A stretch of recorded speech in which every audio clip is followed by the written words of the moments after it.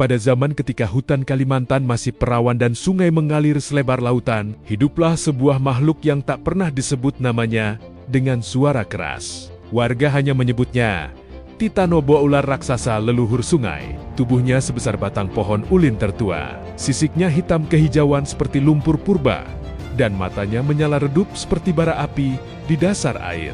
Panjangnya dipercaya mampu melingkari satu bukit kecil.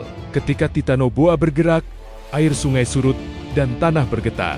Menurut tetua adat, Titanoboa bukanlah hewan biasa. Ia lahir dari amarah bumi saat manusia pertama kali serakah menebang hutan tanpa izin roh penjaga dan mencemari sungai dengan darah dan api. Dari dasar sungai terdalam, roh bumi membentuk Titanoboa sebagai penjaga keseimbangan alam. Setiap generasi memiliki kisahnya sendiri. Ada cerita tentang perahu yang hilang tanpa bekas, hanya menyisakan pusaran air hitam. Ada pula kisah ladang yang tiba-tiba tenggelam semalam suntuk karena sungai meluap, membentuk bekas lilitan raksasa di tanah. Warga yakin itu adalah jejak Titanoboa yang naik ke darat untuk mengingatkan manusia.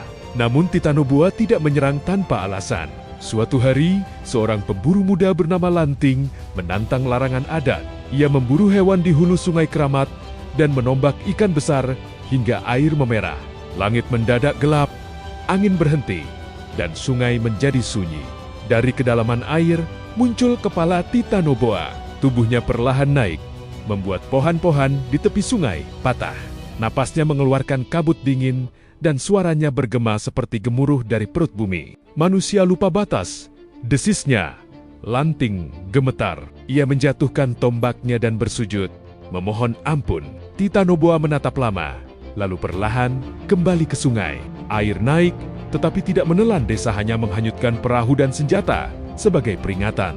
Sejak hari itu, warga kembali mematuhi adat, tidak menebang hutan sembarangan, tidak mengotori sungai, selalu memberi sesaji sebelum melintas di hulu.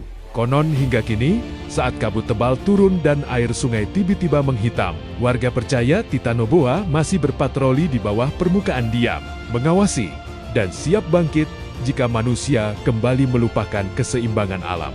Dan itulah sebabnya, tak seorang pun berani menyebut namanya di malam hari.